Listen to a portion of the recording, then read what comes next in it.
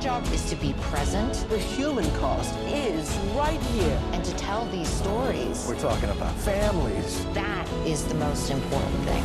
I'm Clarissa Ward in Ukraine. This is CNN. This is CNN. More people get their news from CNN than any other news source. In. Oh, wild pictures. Our thanks to Amanda Del Castillo for her report with CNN affiliate KGO.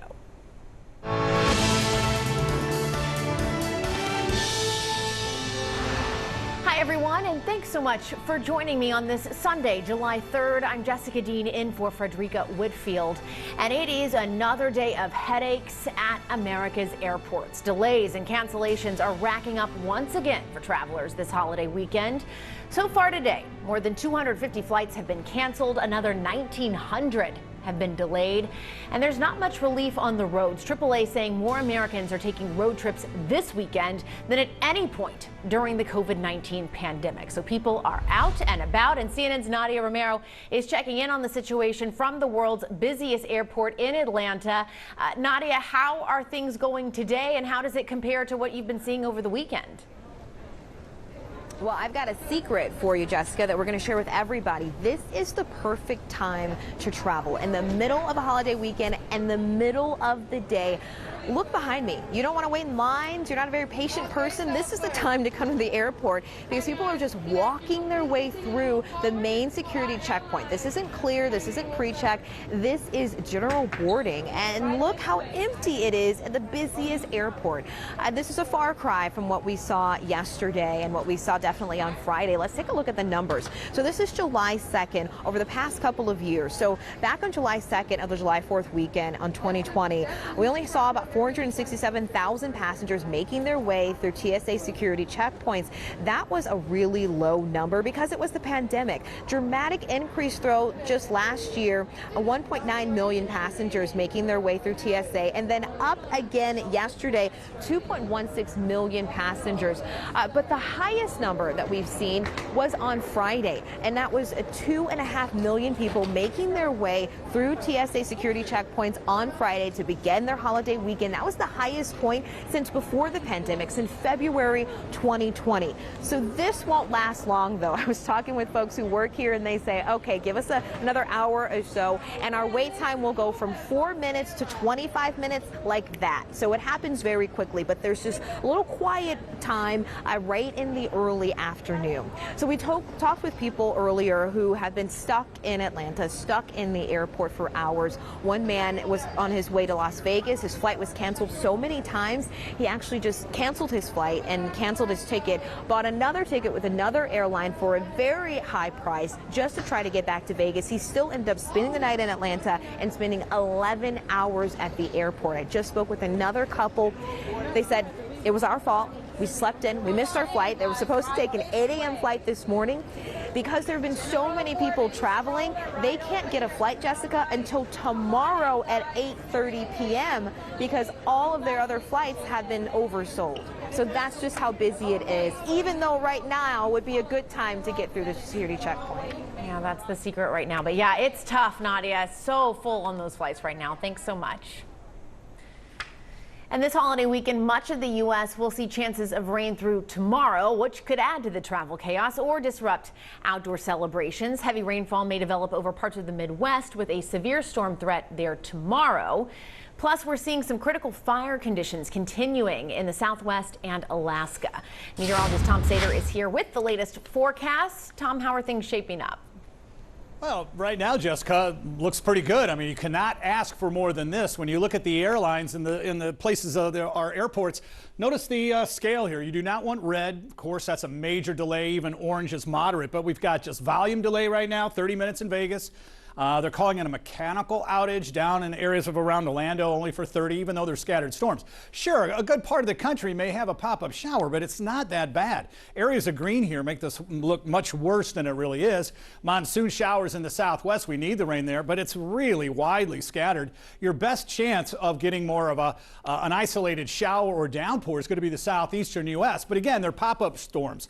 Who's going to get them? It's hard to say. The humidity's so high that if you look at some of the radar pictures, fractures, I mean, when they develop over one area. They just don't move much, so they just rain themselves out. That's different up in areas of the Northeast. Now, yesterday, yes, we had a few storms with some winds, with some damage, creating delays around LaGuardia down toward Newark, but that system's offshore. We've got no problems with any flight weather delays up in areas of the Northeast.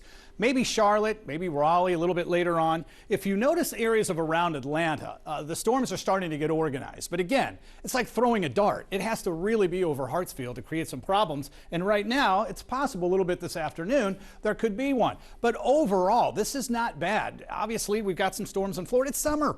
You know, it's peak season. Now, the real threat of stronger storms will affect regional flights. That's in areas of Montana, into the Dakotas, down in toward Nebraska. We're going to watch that system kind of create some mainly problems for those that are traveling by vehicle to some of the state parks, really. I mean, it's not a big issue. These pilots can fly around these cloud tops. The heat is on, and around the periphery of that heat dome is where you have the greater chance of getting some stronger storms. And even tomorrow, then, you'll see a level 2. I mean, it's not a 3, 4, or 5, but it does move toward the Chicago area. So tomorrow, if you're flying in and out of around O'Hare, we could have some issues. Now, fireworks displays, another issue here. Best chance for storms, really Atlanta over toward New Orleans. Clear skies, you know, Minneapolis, that's that area of concern for tomorrow out west.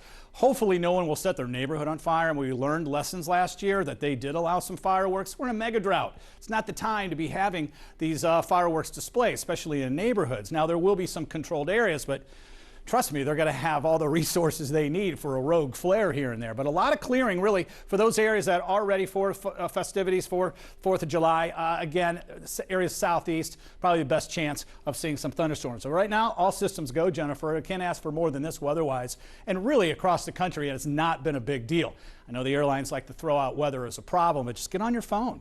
You know, check out your destination, where you're going. Look at the weather at that airport. Not always is it weather, but, you know, take it or leave it. That's travel in the U.S. Look for yourself, right? Tom Sater, thanks so much. We appreciate it. And make sure to tune in to CNN tomorrow night as we celebrate the 4th in America with music from some of the biggest stars. And what's a 4th of July celebration without fireworks? We'll have that too. Catch it all tomorrow at 7 p.m. Eastern, only on CNN.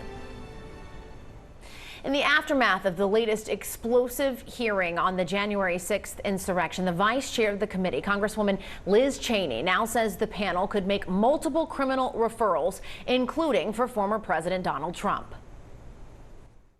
Ultimately, the Justice Department will decide that. I think we may well, as a committee, have a view on that. And if you just think about it from the perspective of what kind of man knows that a mob is armed and sends the mob to attack the Capitol and further incites that mob when his own vice president is under threat, when the Congress is under threat. It's very chilling. And I think certainly we will, continue to present to the American people what we found. The Justice Department doesn't have to wait for the committee to make a criminal referral. And there could be more than one criminal referral. Meantime, Congressman Adam Kinzinger, the other Republican member of the panel, says Cassidy Hutchinson's testimony last week has inspired other witnesses to reach out to the committee with new information. Congressman, since Cassidy Hutchinson's testimony, have new witnesses come forward to want to speak up? Yes. Again, I don't want to get into who or any of those details, but it's not even just Cassidy. By the way, she's been inspiring for a lot of people. This happens every day. Every day we get new people that come forward and say, "Hey, I didn't think maybe this piece of a story that I knew was important, but now that you guys are I do see this plays in here." But yeah, I mean, look, she is going to go down in history as. I mean, people can forget the names of every one of us on the committee. They will not forget her name. And by the way, she doesn't want that. She doesn't want to be out in the public spotlight, but she has a commitment to truth. Will we hear from witnesses that you did not know about, with stories you did not hear because of the hearing so far? Yes, yes. There will be way more information, and stay tuned. Cassidy Hutchinson's explosive testimony this week, just the latest example of the bravery American women have shown in the face of violence and lies. In a CNN.com piece this week, my colleague Stephen Collinson writes, quote, "A quintet of courageous American women are defending American democracy in its darkest hour and effectively delivering a warning about the rage and tyranny that may await if Donald Trump gets back into the White House after 2024. A young ex-West Wing aide, a Capitol Hill police officer, 2 former Georgia election workers, and a Republican scion who chose truth over her party are writing their names in history as they star in the House Select Committee's probe into the January 6th insurrection and lay bare the ex-president's thuggery. Here to talk more about this is former Democratic Senator Barbara Boxer. She's served 4 terms as senator from California. She's also the author of the book, The Art of Tough, Fearlessly Facing Politics and Life. Senator, great to see you. Thanks so much for making time for us on this Sunday. First, I just want to get your reaction to the courage we've seen from these women who have taken a stand to protect democracy. I'm so grateful to them. I can't even tell you. Forget about the fact that I served in the Senate for so long, and I revered that place, even though it certainly wasn't perfect. But when I saw what happened, when I saw it being defaced, it was like an out-of-body experience. And the women you're showing on the screen now are so courageous. And courage is catching. People realize they have to do the right thing, and I hope they do. Men, women, all of us as Americans, we have to save our freedom. This is the 4th of July. This is the holiday where we celebrate it. Freedom is a hard-won thing. And there's a song, I won't sing it, don't worry, but the words are, have to fight for it day and night for it. And every generation's got to do it again. Freedom is not guaranteed or assured. It depends on who is in power. And that's what we're learning. And you said courage is courageous. We're hearing from Adam Kinzinger. They're getting more people coming forward after watching this week's testimony. We also know that Republican Congresswoman Liz Cheney has slammed Donald Trump recently in a speech. She was at the Ronald Reagan Presidential Library this week, warning that the former president was what she called a domestic threat. And she also issued this call to duty to young women across the country. We can listen to that. I want to speak to every young girl watching tonight. The power is yours, and so is the responsibility. There are no bystanders in a constitutional republic. These days, for the most part, men are running the world, and it is really not going that well. And she got a lot of applause there at the Reagan Library.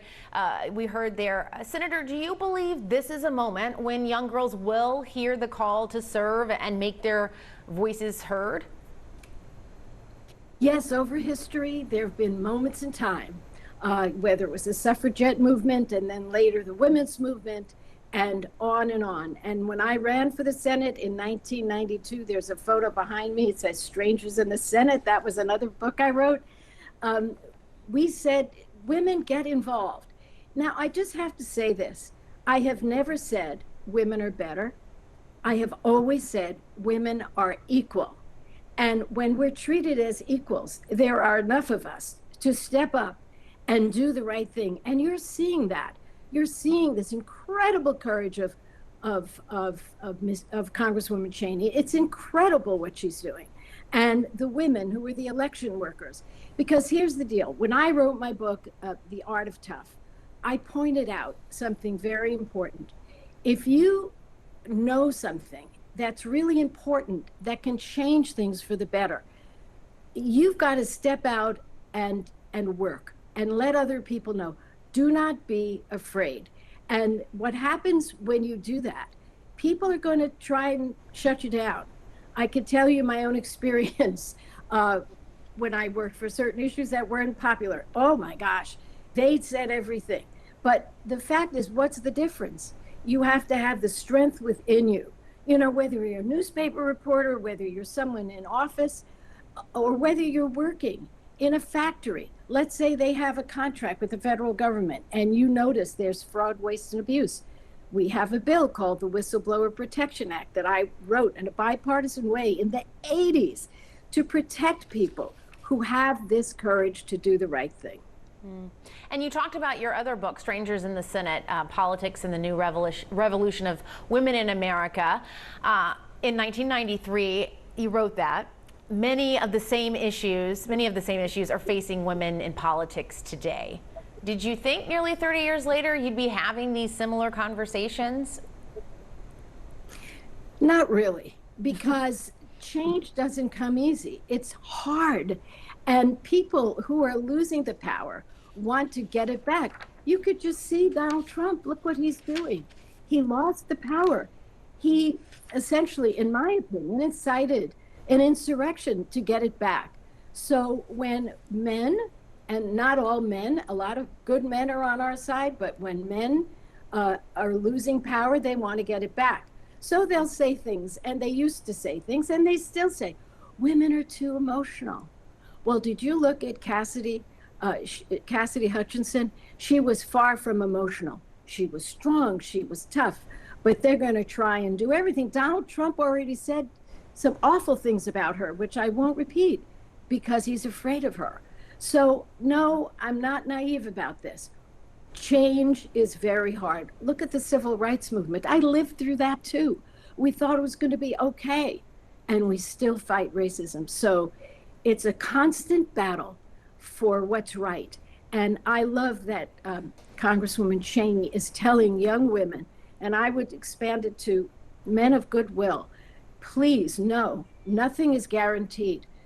Look at the Supreme Court, look at Roe v. Wade. We thought we had those rights for 50 years, but many of us were warning it may not be forever. So the lesson of all of this is it's up to each of us to find the strength within, the courage.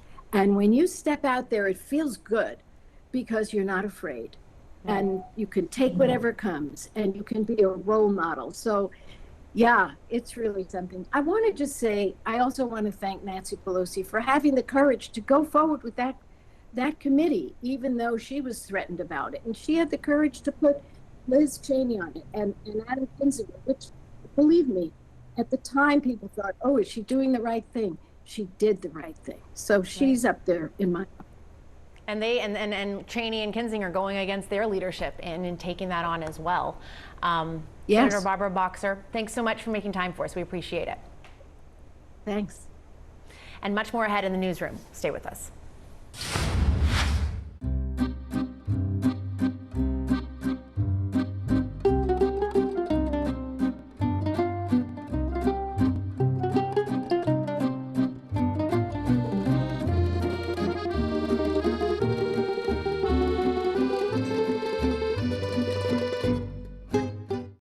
I'm Linda Kincaid in Atlanta, and this is CNN. Across Africa, businesses are working together like never before. All new on CNN, Connecting Africa. Join me, Eleni Jokos, as we crisscross the continent to show you how new connections are revolutionizing commerce in Africa. This month, Connecting Africa from the Africa CEO Forum here in Côte d'Ivoire. This forum really brings Africans together. Connecting Africa on CNN, in association with Afrexim Bank. It's totally covered in solar, also the side panels, and we have this patented proprietary solar technology which we developed over the last couple of years. And this vehicle here is recharging on average per day 10 miles. In a week it's 70 miles through the sun. Additionally, of course, I have a battery on board. I can recharge it just as a regular electric vehicle, but we have this convenient feature. It's taking away this fear of recharging, this fear of range anxiety, and making it more convenient, energy efficient, and you're saving costs. Energy is coming from the sun for free. And the second pillar is selling and licensing this technology to B2B customers. Trucks, train, buses, camper van. There's huge potential in this market to make the whole logistic industry more greener.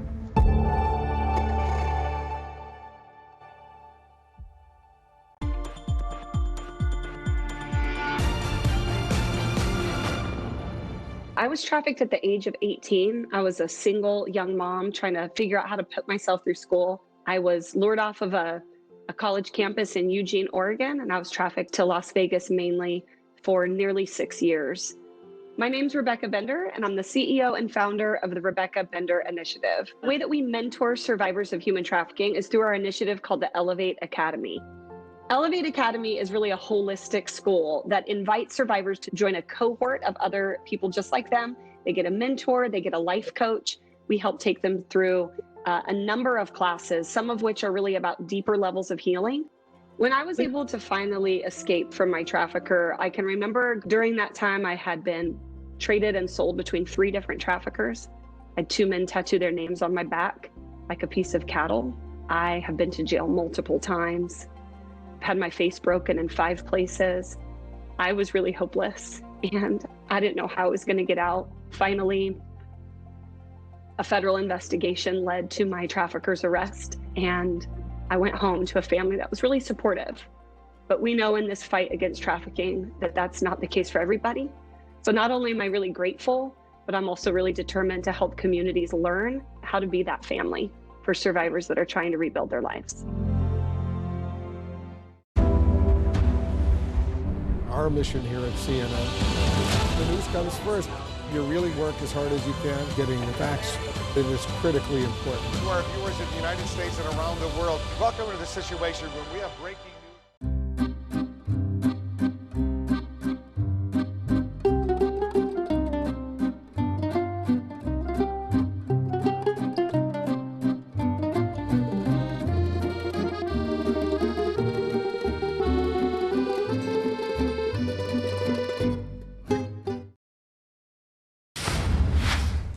The Texas Supreme Court has now cleared the way for the civil enforcement of a nearly 100-year-old abortion ban to take effect. They reversed a lower court order that temporarily blocked the law. That meant that for a short time, abortions up to 6 weeks were allowed, but that is not the case anymore. For more on this, let's bring in Camila Bernal. And Camila, Texas, just one of many states where this abortion fight is now playing out in the courts. Walk us through what's happening around the country. Well, look, it's a little confusing, Jessica, because every state is doing things differently. Some of these so-called trigger laws, well, they went into effect immediately, while others really are taking time. But the restrictive abortion laws are in effect or will be very soon in some of these states. They include Arkansas, Missouri, South Dakota, Wisconsin, Mississippi. And then abortion bans in Wyoming, North Dakota, Idaho, Tennessee, Texas, they are still pending, waiting action by state officials. And then in more than a dozen states, there are legal fights underway over abortion bans and extreme limits on the procedure. Some of those states include Oklahoma, Kentucky, Louisiana, and Utah. And then finally, in addition to the trigger laws, as you mentioned, there are a number of states that have dissolved injunctions blocking the enforcement of restrictive abortion laws. That includes, as you mentioned, Texas, Alabama, Ohio, and South Carolina. And just to go into Texas a little bit, on Friday, the state Supreme Court partially granted the request by the Attorney General to stay the lower courts blocking a 1925 abortion ban. And that court order allows for civil enforcement of the ban. And then all of this, of course, in contrast to other states like here in California, Washington State, Minnesota, and Colorado, where the right to an abortion is protected. I spoke to a woman who is from Arkansas, but she lives here in California. She had an abortion, says she does not regret it, but now says she's worried about her family in other states. Here's what she said. I thought of the young girls in my family who are 16, 15, 16, the teenagers in my family who still live in Texas, they still live in Arkansas, where my family is. I thought of them and I reminded myself that I have not failed them until I give up. And I decided to keep fighting, and I'm going to keep fighting because it matters and it's important. And we've been in touch with activists here who say that they too will keep fighting for women in other states. And all of this while these states prepare for an influx of women seeking abortions here. Jessica. All right, Camila Bernal for us. Thanks so much. And this just into CNN, several people have been shot at a mall in Copenhagen, Denmark.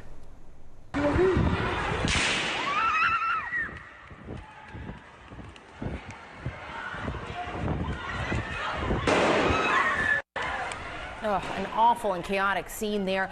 No word yet on the condition of those victims. Police say they have arrested one person in connection with that shooting.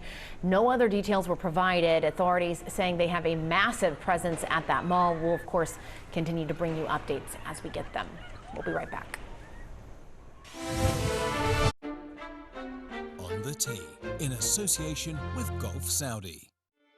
Sweden's Lynn Grant made history this month, becoming the first woman to win on Europe's DP World Tour. It's a victory that has the potential to inspire a new generation and change perceptions of women's golf.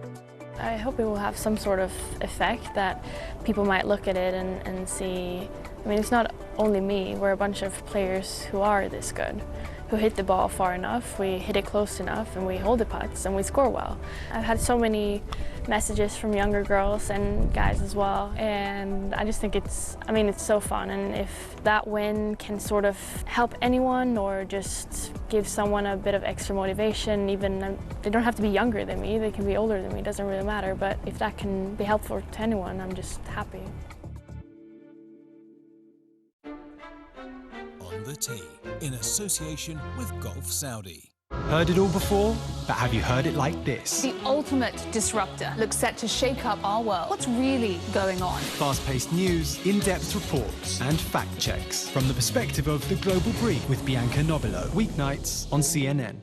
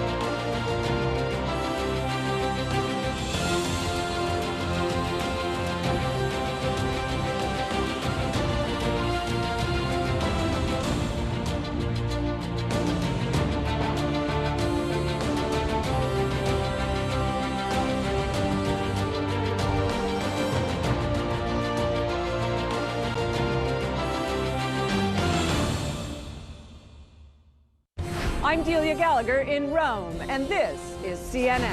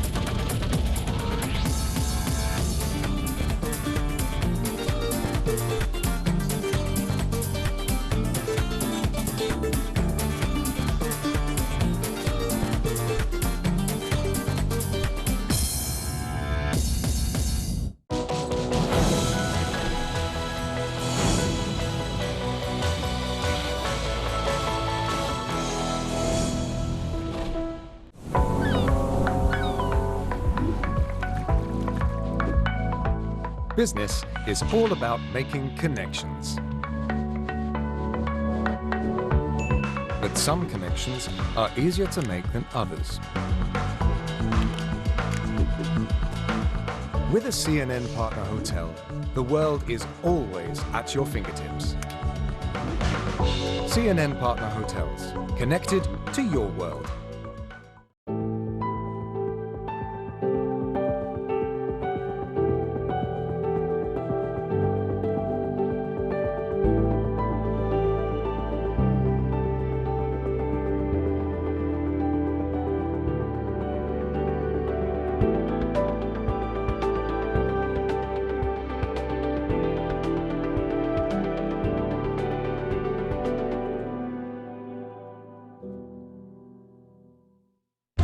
This is CNN.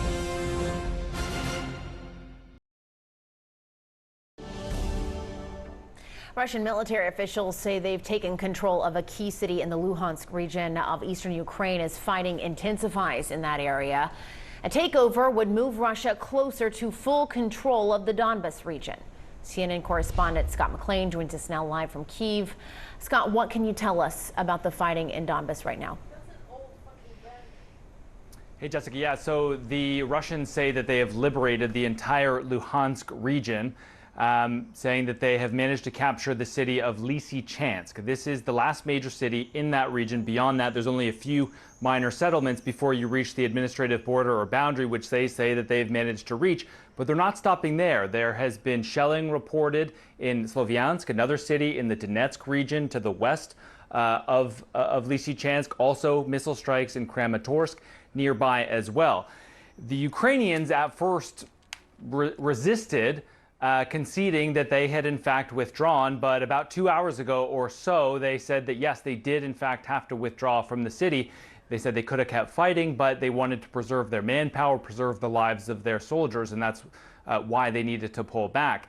They say that it's simple. They were outgunned, they were outmanned. The president says that their weak spot is the fact that they do not have enough weaponry at the front lines. Of course, plenty of Western countries have pledged and delivered weapon systems to Ukraine, but the president says that it is simply not getting there fast enough. In fact, the statement from the Ukrainians earlier said that steel will and patriotism are not enough for success.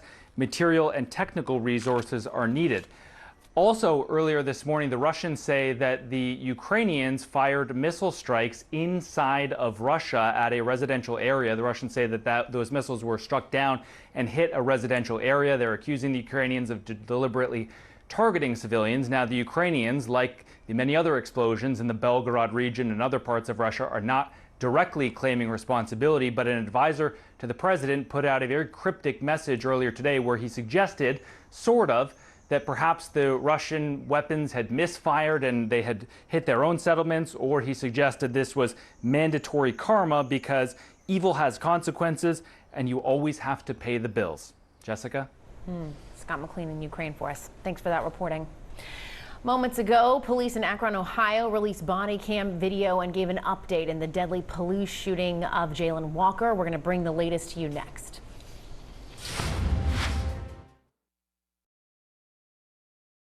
Today, we live in an unpredictable environment, and news races around the world at breakneck speed. The missile struck right here. What is your interpretation of Putin's intention? My show brings you the latest news and top news makers. What does President Putin think he has achieved in Ukraine to date? We just want to say stop to Vladimir Putin. And we also dive below the headlines to explore vital issues impacting our lives. What are you looking at for the future with these additional formations that you've talked about, and where? What are the UN and other countries doing for you? Is it enough? It's crucial we make sense of what's happening. We are doing this for our very survival. What do you think a peace or a ceasefire or an end to this looks like? And fully understand what's at stake. We have will, we have guts, and we are fighting like hell. Amanpour, weeknights on CNN. Business never sleeps. As the sun sets in Seoul and Shanghai, deals are signed in Dubai, and Europe is already in play. New York prepares to make its first move. I'm Julia Chatterley, journalist, global market analyst, and host of CNN's First Move. Join me in the financial capital of the world for market-moving perspective on the news influencing global politics, culture, and finance. I'll speak to newsmakers, risk takers, and the ultimate game changers. Bold moves, big deals, winning trades. It's all right here. Make CNN your first move. First Move with Julia Chatterley. Weekdays on CNN.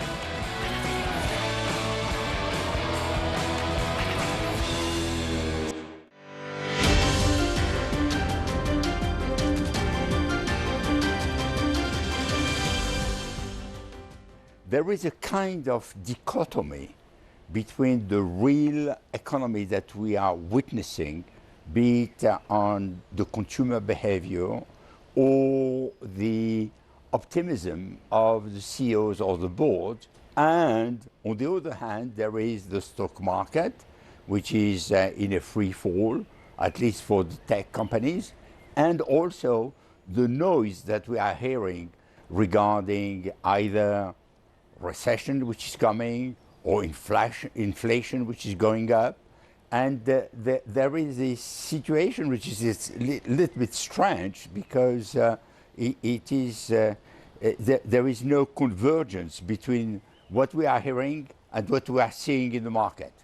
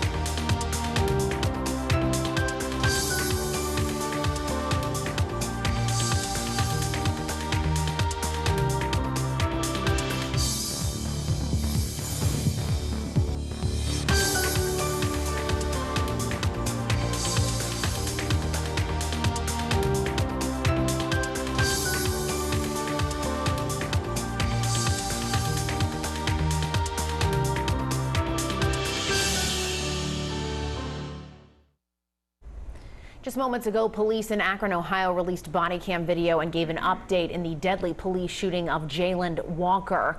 The 25-year-old black man was killed on Monday after a traffic stop turned into a police chase. CNN's Polo Sandoval was at that press briefing. He joins us now live. Polo, tell us what you learned.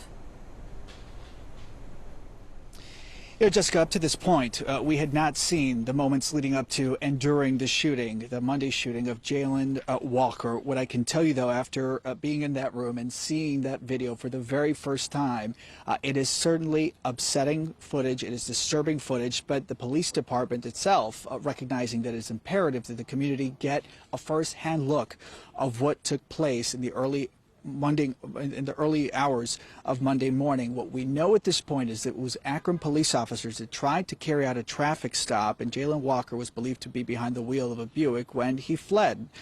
That vehicle high-speed pursuit eventually turned into a foot pursuit, and that is when Akron police say Walker, wearing a ski mask, jumped out of his vehicle unarmed, which at this point officers, or at least there's no indication that those officers knew that he was unarmed. But I do want you to actually see and hear the video firsthand. And in it, again, before I toss to it, it's important to keep in mind, this is video that was shot in the early morning hours of Monday when police tried to carry out a traffic stop and they saw a single muzzle flash coming from the driver's seat of the vehicle that Walker was apparently driving.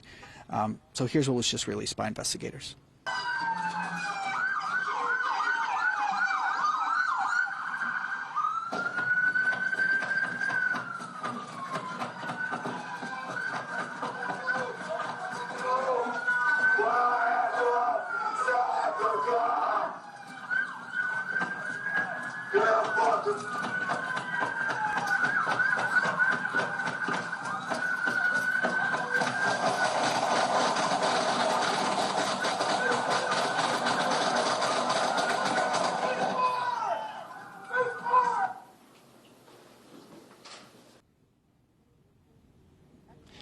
And those last few seconds, Jessica, are the big question here right now. The response, the barrage of bullets that police officers responded with when, according to police chief, they assumed that he was taking a firing position. That's according to the 8 officers and what they told investigators on the scene immediately after those shots were fired. The police chief himself, just a few moments ago, also breaking down a timeline of what happened moments leading up to the shooting and during the shooting itself. We do not know the exact number of rounds that were fired. Again, this is something that BCI will discover in their examination of evidence. However, based on the video, I anticipate that number to be high. A lot of rounds were fired, and I will not be surprised if the number at the end of the investigation is consistent with the number that has been circulating in the media. But right now, we just don't know. While BCI needs to confirm the number of times Mr. Walker was shot, the ME's report indicates over 60 wounds to Mr. Walker's body. However, they are still working to determine entrance and exit wounds, And this investigation on their end will take time. It will take time for them to determine how many times Mr. Walker was actually shot. And that work to make that determination is the responsibility of the medical examiner.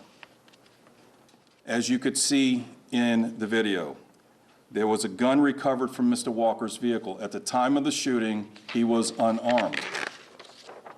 Lastly, after the shooting ends, Akron police officers went to Mr. Walker and diligently provided first aid to save his life. One officer on a body cam footage can be heard saying he still has a pulse. As the officers were getting ready to put him into a police car to get him as quickly as possible to the hospital, Akron fire medics arrived on scene.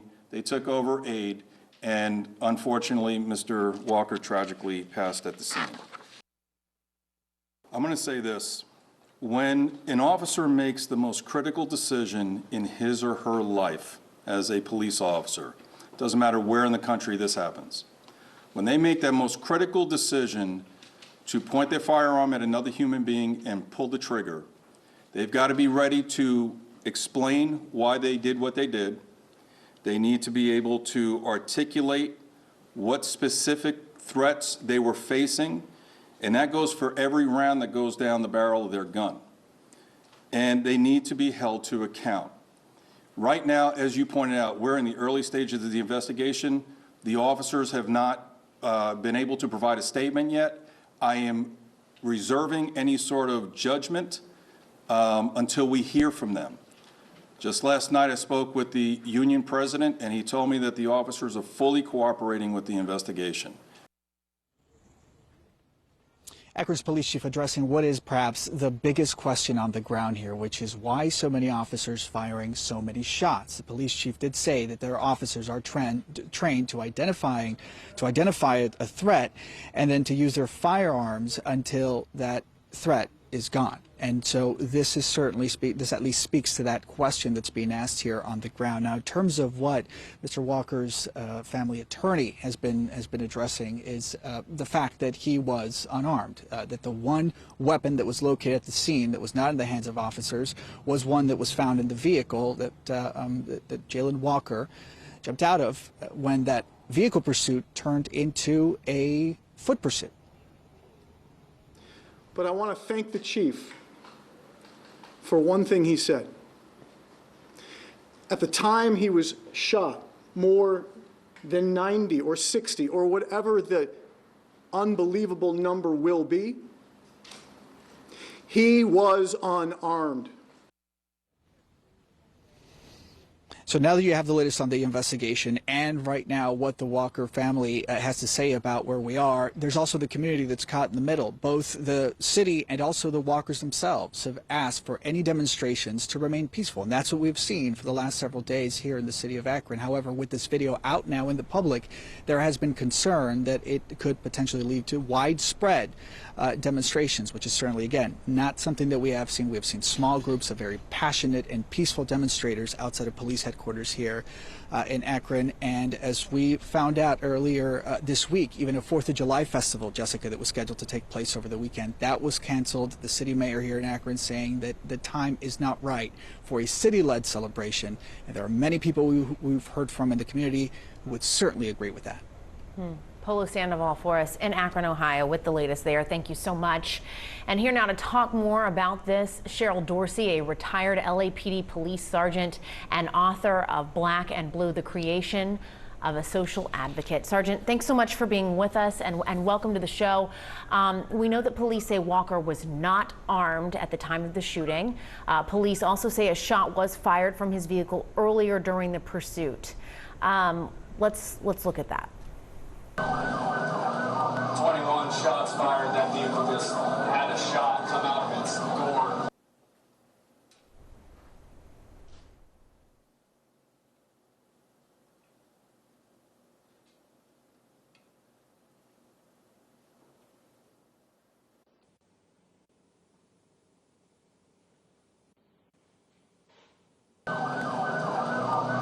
1 shots fired. All right, Sergeant, walk us through that. Walk us through that situation kind of as you see it. Well, certainly the fact that there was a shot fired from the vehicle during the car chase is going to play an important and critical role, in my belief, in terms of the officer's perception. You know, this person jumped out of the vehicle and is now on foot, so the perception reasonably could be that this person is still armed. And so while firing, you know, 1 or 2 shots at a perceived armed suspect might be okay, 65 is clearly excessive. I'm encouraged that the police chief said that each of the officers are going to have to articulate and explain every round that came down the barrel of their gun. I don't know if it was a matter of contagious gunfire and they're believing that the other rounds are coming from Mr. Walker. This is all going to come out in their internal investigation.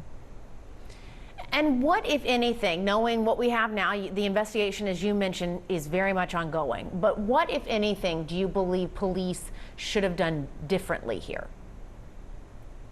Well, you know, it's always imperative in my mind that you have a tactical plan. I think poor tactics lead to poor shootings, and I don't know if these officers, I mean, listen, I don't know how long the car chase was going on, but any good officer would want to have a conversation with your partner in the event of, you know, something going sideways during the course of your shift.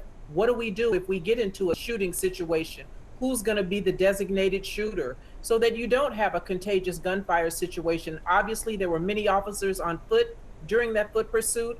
There should have been a plan as to who's going to fire if that becomes necessary. There's no reason in the world, if there's 10 officers chasing on foot, that all 10 fire. We use deadly force to eliminate a threat and not to punish someone because they didn't stop or because they may have fired a round at you earlier. So it could be problematic, but I think a jury might side on the air of I'm with the officers. Suspect had a gun. And we do know that the investigation is being handled by an independent entity. What are you hoping to see from this investigation? What do you think is going to be important to zero in on? Well, it's going to be important to understand the officer's perception, because that's key, that's critical, that's everything. That will determine whether or not criminal charges are going to be filed. And listen, you know, they have a union there that I'm sure is strong and going to be very involved and engaged in making sure these officers do, air quote, articulate why they fired as many rounds as they did. Each officer is going to have to speak to the number of rounds that came down the barrel of their individual gun. Collectively, 60 is ridiculous. But if one officer, you know, fired 2 and somebody else fired 17, then they're going to have some splaining to do. All right, Cheryl Dorsey, thank you for your analysis here. We sure do appreciate you joining us. Thank you. We'll be right back.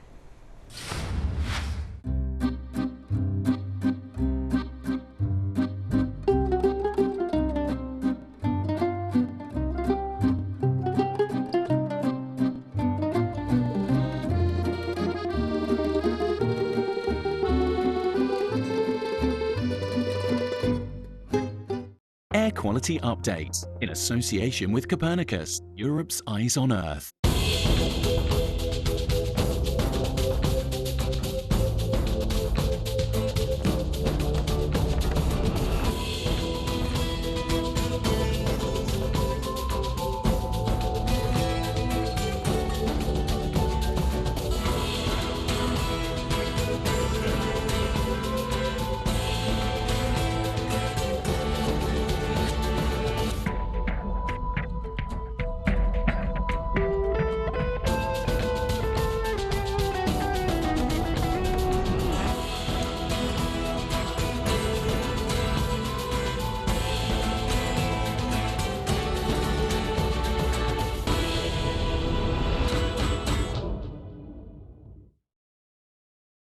Air Quality Update, in association with Copernicus, Europe's Eyes on Earth. I would describe One World as compelling, inclusive, and original. I want this show to be a place where everyone watching has a stake in the global conversation. One World with Zain Asher, weeknights on CNN.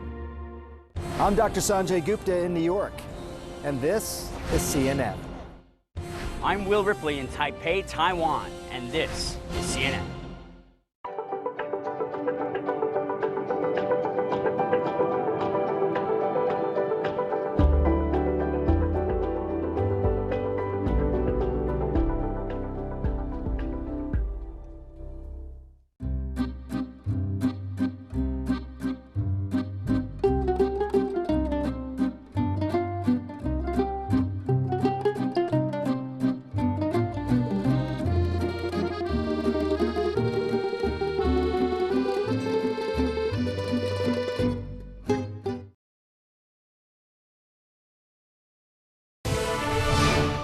Several people have been shot at a mall in Copenhagen, Denmark.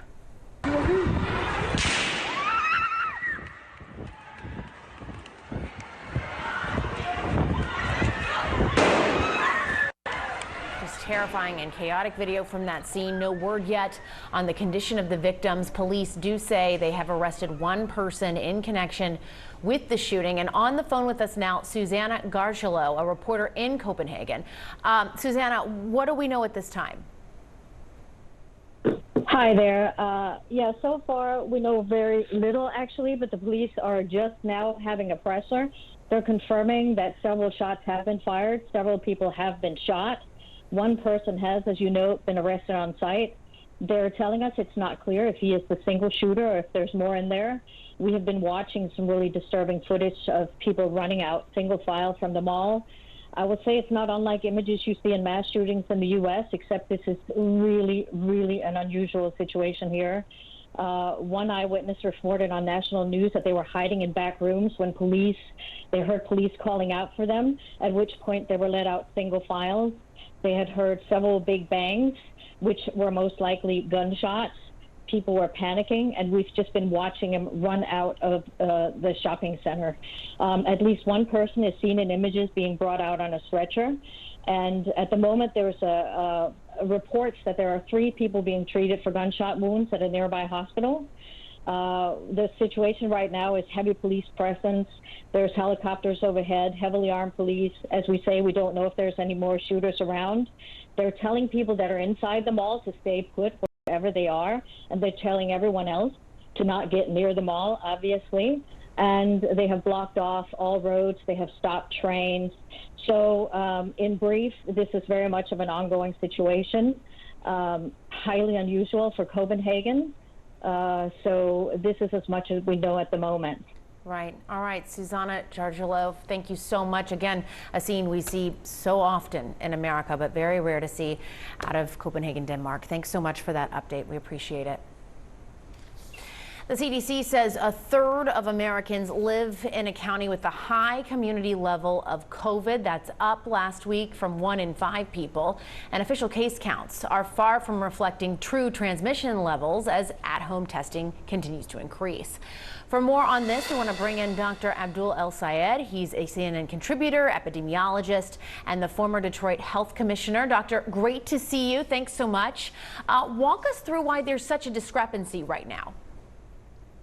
Well, we've decommissioned a lot of our infrastructure around testing, which got recorded in the official rules. And what's happening now is that's being replaced by rapid testing, and we haven't really quite built the infrastructure to bridge between rapid tests and official counts of COVID. So we have a real discrepancy. And meanwhile, we have a virus that's extremely efficient at evolving to find those of us who are still susceptible.